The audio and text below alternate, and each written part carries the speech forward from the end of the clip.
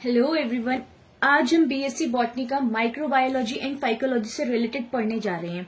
तो सबसे पहले इसमें हम वायरस के बारे में पढ़ेंगे। ये इंट्रोडक्टरी लेक्चर रहेगा कि what is virus, definition and all types of virus. Okay, so without wasting time let's get started. सबसे पहले वायरस का डेफिनेशन समझते हैं कि व्हाट इज वायरस। वायरस होता क्या है? ठीक है, infectious agent made up of nucleic acid, DNA और RNA wrapped in a protein coat called a capsid। Virus क्या है? एक इन्फेक्टियस एजेंट है, मीन्स जो कि इन्फेक्शन को स्प्रेड करेगा। ओके, किससे बना हुआ है? न्यूक्लिक एसिड से and surrounded by a protein known as capsid. क्या होता है वायरस के अंदर? नथिंग, एक न्यूक्लिक एसिड और सराउंडेड बाय अ प्रोटीन, है ना, और उस प्रोटीन को क्या बोलोगे? कैप्सिड। ओके, वायरसेस क्या है? क्या वायरसेस लिविंग है? क्या वायरसेस नॉन लिविंग है? तो देखते हैं। Viruses have no nucleus, no organelle, no cytoplasm or cell membrane, hence known as non-cellular। क्या कह रहा है कि वायरस के पास ना तो न्यूक्लियस है, ना ऑर्गेनेल है, और ना ही साइटोप्लाज्म है, ना ही सेल मेम्ब्रेन है। तो आप इसको सेल्यूलर कैसे बोल सकते हो? ये तो सेल हुआ नहीं ना। सेल में सेल के अंदर अगर कोई भी चीज एब्सेंट हो तो वो सेल नहीं कहला सकता ना, वो इनकम्प्लीट होगा। ठीक है, एक सिंगल सेल भी एग्जिस्ट कर सकता है, अच्छे से अपनी लाइफ जी सकता है, बट अगर वो सिंगल सेल में से भी उसका कोई कॉन्स्टिट्यूएंट पार्टिकल नहीं है तो वो नॉन सेलुलर कहलाएगा ना। और इसमें तो कुछ भी नहीं है, ना ही न्यूक्लियस है, ना ही ऑर्गेनल है, तो ये सेल नहीं है। ओके, इट मीन्स ये नॉन लिविंग है। ओके, इसीलिए ये किसी के RH विटिकर के जो 5 किंगडम है उसमें ये किसी भी किंगडम में नहीं है। ओके, उसके बाद इस पॉइंट ऑफ व्यू से तो ये नॉन लिविंग है, पर एक और देखते हैं। Consider as living because it replicates. पर इसको लिविंग की तरह कंसीडर क्यों करते हैं? क्योंकि जब भी किसी होस्ट बॉडी के अंदर जाता है ना, तो ये लिविंग ऑर्गेनिज्म के फंक्शन को शो करने लग जाता है। ये रेप्लीकेट करता है। ओके, ये रेप्लीकेट करता है, और कोई भी चीज अगर रेप्लीकेट कर रही है, हमने लिविंग वर्ल्ड में पढ़ा था क्लास 11 के, कि अगर कोई भी चीज रेप्लीकेट करेगी इट मीन्स वो लिविंग है। ठीक है, तो वायरसेस ना तो लिविंग है ना ही नॉन लिविंग है, क्योंकि किसी होस्ट बॉडी के अंदर जाके ये क्या बन जा रहा है? लिविंग की प्रॉपर्टी शो करने लग जा रहा है। Outside the body of host ये नॉन लिविंग की प्रॉपर्टी शो कर रहा है। तो ये क्या है? बाउंड्री पे है। ठीक है, ये बाउंड्री पे है लिविंग और नॉन लिविंग की। ओके, क्लियर है? Viruses are on boundary of living and non-living. Okay, we can. Okay, so now let's see discovery of virus। कि वायरस कैसे डिस्कवर हुआ, मीन्स वायरस के बारे में लोगों को कैसे पता लगा कि वायरस भी कोई चीज है। ठीक है, वायरस नाम की भी कोई चीज एग्जिस्ट करती है। तो क्या हुआ? सारा नेल्स नाम की एक कौन थी? मिल्क में दूध बेचती थी। ठीक है, जेम्स नाम के लड़के ने उससे दूध को खरीदा। ठीक है, जो सारा नेल्स थी वो किससे इन्फेक्टेड थी? काउपॉक्स थी। ठीक है, उसको ऑलरेडी क्या हो रहा था? काउपॉक्स हो रहा था। उसने इन्फेक्शन स्प्रेड कर दिया किसमें? जेम्स फिफ्थ में भी। ठीक है, अब जेम्स फिफ्थ को भी क्या हो गया? काउपॉक्स हो गया। ठीक है, उसमें कुछ सिम्टम्स दिखने लगे, स्कैब्स वगैरह आने लगे। What is scabs? वो जो ये चिकन पॉक्स, काउपॉक्स पे होने ही जाते हैं दाने type, that is very infectious and that is known as scabs. Okay, clear? तो उसमें मीन्स दिखने भी लगे, सिम्टम्स भी दिखने लग गए काउपॉक्स के। उसके बाद एडवर्ड जेनर नाम के जो साइंटिस्ट थे, उन्होंने क्या करा? स्मॉल पॉक्स वायरस जेम्स के अंदर क्या कर दिया? इंसर्ट कर दिया, इनॉक्यूलेट कर दिया। ओके, उसके बाद क्या देखा कि जो जेम्स फेप्स था वो अनअफेक्टेड हो गया। मीन्स जो काउपॉक्स उसको हो रखा था वो भी ठीक हो गया। तो आई थिंक आप समझ रहे होंगे कि ये एक तरीके से वैक्सीन का काम कर रहा है ना। मीन्स हम डेड टाइप वायरस डाल देते हैं अपनी बॉडी में, जिससे कि वैक्सीन क्रिएट हो जाती है। ठीक है, तो मीन्स हमारी बॉडी में फिर वो दिक्कत नहीं होती है ना। अभी भी कोरोना पीरियड में तो आई थिंक आप सब इससे फेमिलियराइज होंगे। एंड तो सबसे पहली चीज तो ये है। Okay, clear? और ये बात कब की हो रही है? 1796 की। क्या हुआ था? एडवर्ड जेनर नाम के साइंटिस्ट ने एक बॉय के अंदर क्या डाली? स्मॉल पॉक्स वायरस डाल दिया, इंसर्ट कर दिया, इनॉक्यूलेट कर दिया, जो कि ऑलरेडी सफर कर रहा था किससे? काउपॉक्स से। और बाद में क्या रिजल्ट आया कि जो काउपॉक्स से बॉय सफर कर रहा था, जेम्स, उसका काउपॉक्स भी ठीक हो गया। ओके, उसके बाद half century later Louis Pasteur was able to attenuate the virus from rabid animals. When inoculate in an animal, it produced active immunity against the virus. ये क्या कह रहा है कि लुइस पास्चर नाम के एक साइंटिस्ट थे, उन्होंने क्या करा, उन्होंने एक रैबिड एनिमल से क्या करा, वायरस निकाला जो कि ऑलरेडी मींस वायरस था उसके अंदर, इट मीन्स उसको कोई ना कोई प्रॉब्लम हो रही होगी, तो उसने क्या करा, रेबिड एनिमल से वायरस को एटिन्यूएट कर दिया, निकाल दिया, ठीक है। When inoculate in an animal, और किसी दूसरे एनिमल में इसको डाल दिया, तो क्या देखा कि उसने उसके उस डिजीज से रिलेटेड कुछ इम्यूनिटी प्रोड्यूस कर ली अपनी बॉडी में, जिस दूसरे एनिमल के अंदर वो डाला। वैक्सीन में भी तो यही होता है ना कि हम आधे मरे हुए मींस जो इनएक्टिव टाइप वायरसेस होते हैं उनको अपनी बॉडी में डाल देते हैं, जिससे कि हमारी बॉडी उनके अगेंस्ट कोई एंटीबॉडीज वगैरह बनाती है, ठीक है। ये सब कुछ होता है, ये सब कुछ हमने पढ़ रखा है ना क्लास 12th में। तो यही सब कुछ हुआ कि वो जो इस एनिमल में वो जो डाला गया वायरस डाला गया, उसने उसके अगेंस्ट क्या बना ली, एंटीबॉडीज वगैरह बना ली होगी, इम्यूनिटी, एक्टिव इम्यूनिटी प्रोवाइड कर दी, ठीक है ना। ओके, क्लियर है यहां तक? आई होप यहां तक क्लियर होगा। एक चीज आपको और पता होगी कि जो वायरसेस होते हैं ना वो बैक्टीरिया प्रूफ फिल्टर से भी पास नहीं होते, सॉरी उससे भी पास हो जाते। इट मीन्स जिससे बैक्टीरिया तक पास नहीं हो रहा उससे वायरस पास हो गई, ठीक है। इट मीन्स वायरस का साइज क्या है, बैक्टीरिया से भी छोटा है। तो ये कैसे पता लगा? Charles Chamberland learn that porcelain filters would prevent passes of bacteria but not causative agent of rabies. Chamberlain filter यही कह रहे हैं कि चार्ल्स नाम के जो साइंटिस्ट थे उन्होंने देखा कि जिस चैम्बरलैंड से जिस पोर्सिलेन फिल्टर से आपका बैक्टीरिया पास हो रहा है उससे आपके जो रेबीज जो एजेंट थे ना, मीन्स जो रेबीज एंड रेबीज एनिमल्स में जो डिजीज कॉज कर रहे थे वो पास नहीं हो पाए। ओके, क्लियर है यहां तक? उसके बारे में हम जान सकते हैं, और जब तक किसी चीज के बारे में जानोगे नहीं उसके लिए आप एंटीवायरल मेडिसिन वगैरह कहां से बनाओगे ना, किसी के बारे में बिना जाने। तो क्या करा कि स्टेनले ने डिस्कवर करा कि टीएमवी को हम क्रिस्टलाइज्ड भी कर सकते हैं, और इसी चक्कर में उनको एक नोबेल प्राइज भी मिला। कब मिला? 1946 में। ओके, आई होप यहां तक क्लियर होगा सबको। अब हम पढ़ते हैं yellow fever virus and vaccine. Okay, what is yellow fever virus और वैक्सीन वगैरह। येलो फीवर भी बहुत इसने भी वो क्रिएट करा था अपने टाइम पर। ओके, जैसे अभी कोरोना कर रहे हैं।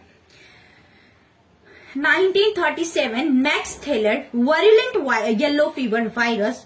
देखो वरुलेंट मीन्स बहुत ज्यादा विनाशकारी। ओके, तो virulent yellow fever virus can be attenuated by several passes on cultures of chick embryo tissue.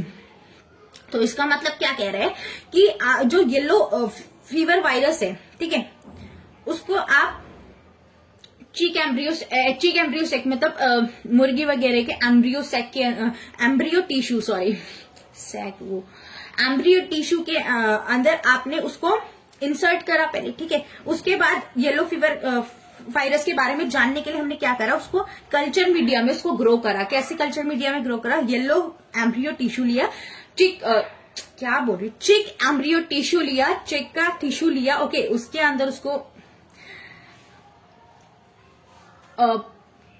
Culture media में ग्रो करवाया, ठीक है। ग्रो करवाते गए जिसके बाद हम उस वायरस के बारे में जान पाए। Okay, is it clear? Now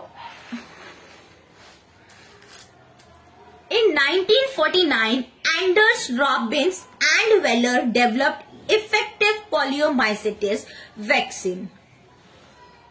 उसके बाद वैक्सीन कब बनाई गई इसकी? 1949 में किसने बनाए?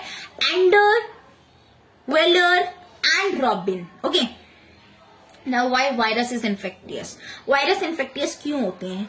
क्योंकि किसी होस्ट बॉडी में ही जाकर जिंदा होता है। अच्छा, किसी होस्ट बॉडी में जाएगा तो इट मीन्स वो उसको भी प्रॉब्लम क्रिएट करवाएगा, ठीक है। तो ऐसी फैल रहा है ना, तभी तो जिंदा हो पा रहा है, तो इसीलिए वो इन्फेक्टियस रहते हैं, ठीक है।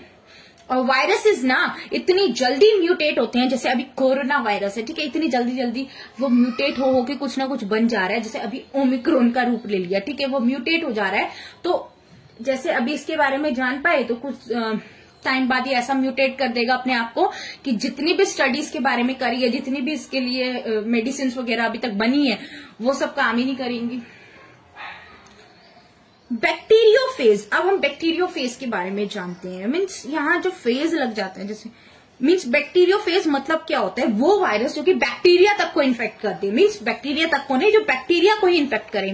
वायरसेस आर वेरी स्पेसिफिक, ठीक है, वो बहुत ज्यादा स्पेसिफिक होते हैं।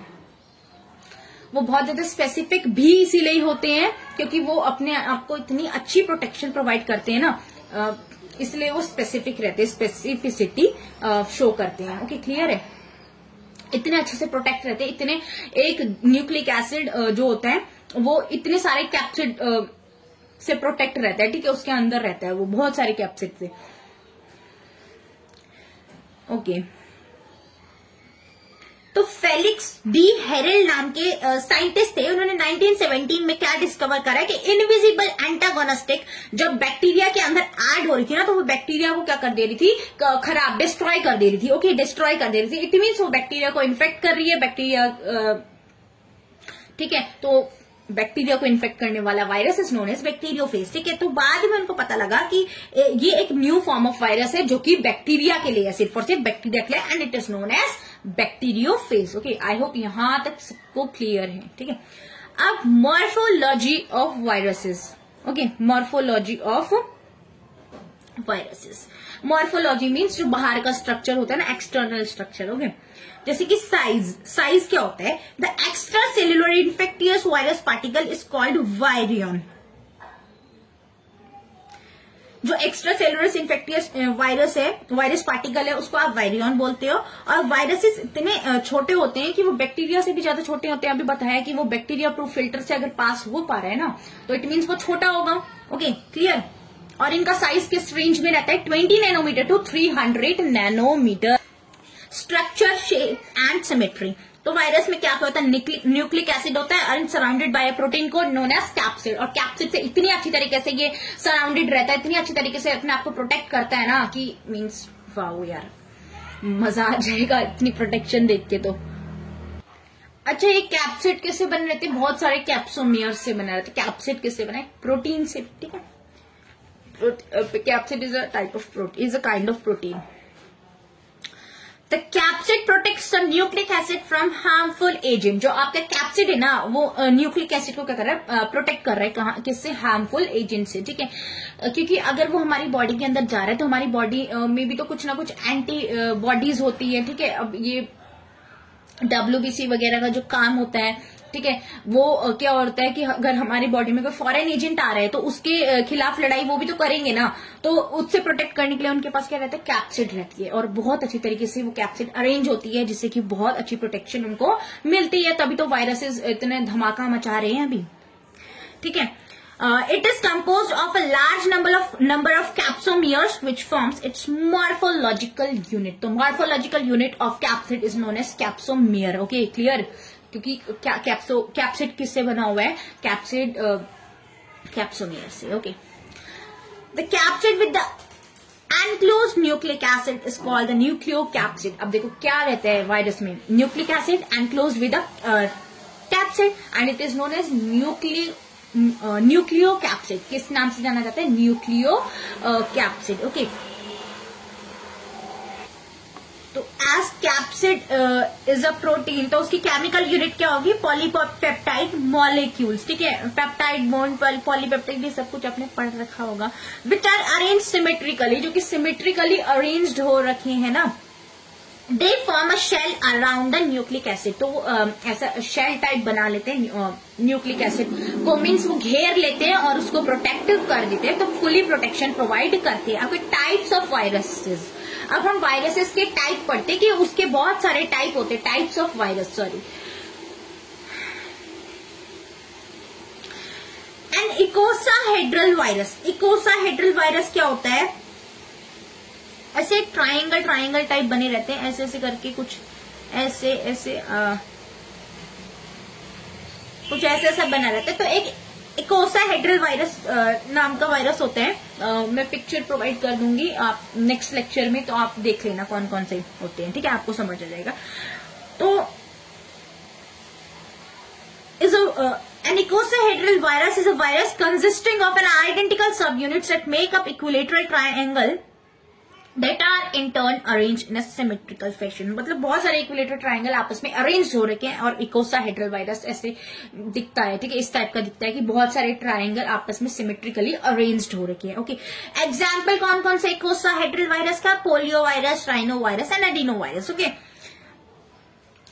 इसके बाद होते हैं हेलिकल वायरस। हेलिकल वायरस ऐसा कुछ होगा, ठीक है, ऐसे ऐसे करके हेलिकल टाइप स्ट्रक्चर बना रहेगा। इसके अंदर मींस कैप्सिड रहेगी और ऐसे न्यूक्लिक एसिड रहेगा, ठीक है, जैसे हॉलो होता है, ठीक है, hollow type. Okay, this virus structure has a capsid with a central cavity और hollow tube that is made by protein arranged in a circular fashion creating a disc like shape. Okay, helical protein. Okay, helical के example कौन कौन से होते हैं?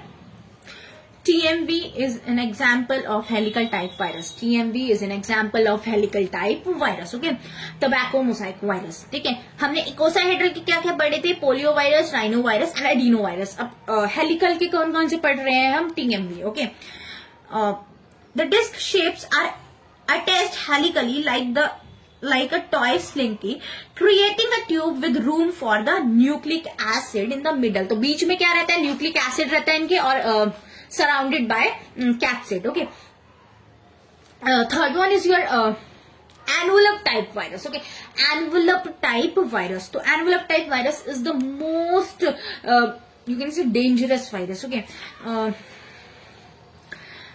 this virus structure is a conventional icosahedral or helical structure that is surrounded by a lipid layer membrane, meaning the virus is enclosed, encased or enveloped. क्या कह रहा है कि इसको नाम ही enveloped वायरस क्यों है? क्योंकि देखो इसमें ना लिपिड लेयर से एक जैसे एनवलप होता है ना बाहर का, जो बाहर की दैट इज एनवलप, ठीक है। तो वायरस तो एक पहले कैप्सिड तो उसके ऊपर है ही, बाद में इसमें एक्स्ट्रा प्रोटेक्शन के लिए क्या लगा हुआ है?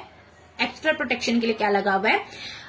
लिपिड का लेयर, ठीक है, लिपिड बाइलेयर भी इसमें प्रेजेंट है। अब lipid bilayer extra protection provide कर रही है, तो इसको मारना, इस वायरस को मारना, ठीक है, क्या होगा? बहुत ज्यादा डिफिकल्ट होगा, ठीक है। तो अपने लिए तो अच्छे से प्रोटेक्शन कर रहा है, पर इंसानों को ना बहुत बुरी तरीके से परेशान कर रहा है, ठीक है। जैसे कि corona virus is a type of envelope type of virus, और ये कैसे से होते हैं? गोल गोल से दिखते हैं, ठीक है। मीन्स इकोसाहेड्रल और हेलिकल स्ट्रक्चर का मिक्सचर टाइप बनाते हैं, तो इट्स एनवलप टाइप वायरस। मैं पिक्चर्स प्रोवाइड कर दूंगी in my next lecture. Okay, तो इसके एग्जाम्पल जो कि जितने भी ऐसे खतरनाक टाइप वायरस है ना, सारे इसी के एग्जाम्पल है, ठीक है। हैवोकिंग virus, like the most well-known example of enveloped viruses are the influenza virus, hepatitis C and HIV, human immunodeficiency virus, ठीक है, एड्स जो कि कॉज करता है। Okay, chemical properties. अब केमिकल प्रॉपर्टीज पढ़ते हैं, क्या कहते हैं इसमें? न्यूक्लिक एसिड तो सबने अभी तक पढ़ा है कि न्यूक्लिक एसिड डीएनए में मोस्टली होता ही क्या है? Nucleic acid surrounded by capsid layer. Okay, तो न्यूक्लिक एसिड सबको क्लियर होगा कि न्यूक्लिक एसिड होता है वायरस में। तो viruses contain only one type of nucleic acid, इधर डीएनए और आरएनए। एक वायरस में एक ही टाइप का वो होगा न्यूक्लिक एसिड, या तो वो डीएनए होगा या फिर आरएनए। मोस्टली जो प्लांट सेल होते हैं उनमें आरएनए वाला वायरस इन्फेक्ट करता है उनको, और जो एनिमल सेल्स ऑर्गेनिज्म है उनको डीएनए टाइप वायरस। ओके, तो डीएनए और RNA can be double stranded और सिंगल स्ट्रैंडेड। डबल स्ट्रैंड भी प्रेजेंट हो सकता है या फिर सिंगल स्ट्रैंड भी। Single stranded RNA, double stranded RNA, सब कुछ पढ़ा होगा ना। ओके, इसके बाद पढ़ते हैं protein. Protein viruses also contain protein which mix up the capsid. अब कैप्सिड बनी किसकी है? प्रोटीन की बनी हुई है ना, तो वायरसेस में क्या होगा? प्रोटीन भी होगा, ठीक है। और कुछ इंटरनल प्रोटीन भी रहते हैं, ठीक है। Virions also contain internal protein. Some are basic bound to nucleic acid. कुछ internally भी कुछ proteins present रहते हैं जो कि इनको enzymatic activity में काम आते हैं, ठीक है। कुछ तो nucleic acid से attach भी रहते हैं, ठीक है। अच्छा देखो ये लाइन इधर लिखी भी है, many viruses contain enzymes required for nucleic acid replication. nucleic acid replication में भी कुछ enzymes की requirement है ना, तो कुछ enzymes उसमें भी present होते हैं। और enzymes किसके बने होते हैं? प्रोटीन के बने होते हैं, ठीक है। Enzymes are made up of protein, ठीक है ना। लिपिड, अभी पढ़ा कि लिपिड बाइलेयर किस में प्रेजेंट रहती है? एनवेलप टाइप वायरस में, तो लिपिड भी इसमें प्रेजेंट है ना वायरस में, ठीक है। उसके बाद कार्बोहाइड्रेट। अच्छा कार्बोहाइड्रेट कैसे? क्योंकि न्यूक्लिक एसिड किस किस से बना है? उसमें राइबोस शुगर होती है ना, डीऑक्सीराइबो राइबोस, ठीक है, पढ़ा है ना। तो ये शुगर क्या होती है? एक कार्बोहाइड्रेट ही है ना, टाइप ऑफ कार्बोहाइड्रेट ना, पॉलीसेकेराइड, मोनोसेकेराइड, सब कुछ पढ़ा है ना। और कुछ वायरसेस की जो स्पाइक्स होती है ना, कुछ मोस्टली स्पाइक्स वगैरह किसमें प्रेजेंट रहती है? टीएमवी में। सॉरी, कॉम्प्लेक्स टाइप वायरस, मैंने एक टाइप पढ़ाना स्किप हो गया वो। Complex type virus, complex type virus भी होता है जो कि बैक्टीरियोफेज ऐसा दिखता है, ठीक है। कॉम्प्लेक्स देखो, कॉम्प्लेक्स है, ऊपर से ऐसे हेक्सागोनल है, फिर यहाँ इसका कॉलर है, देन शीट, और ये टेल फाइबर, और ये नीचे ऐसा बेस प्लेट होती है, और इधर से ऐसे ऐसे स्पाइक्स निकल रहे होते हैं, ठीक है। ऐसे ऐसे स्पाइक्स निकल रहे होते हैं। स्किप हो गया था। कॉम्प्लेक्स टाइप वायरस किसमें होता है? बैक्टीरियोफेज में, ठीक है। तो ये जो बैक्टीरियोफेज वगैरह है, इसमें जो स्पाइक्स वगैरह होती है उसमें क्या क्या होता है? ग्लाइकोप्रोटीन वगैरह भी होता है, ठीक है। तो आई होप यहां तक सबको क्लियर होगा। अगर कोई डाउट हो तो right it down on the comment section, and thank you for watching. Please like and subscribe it.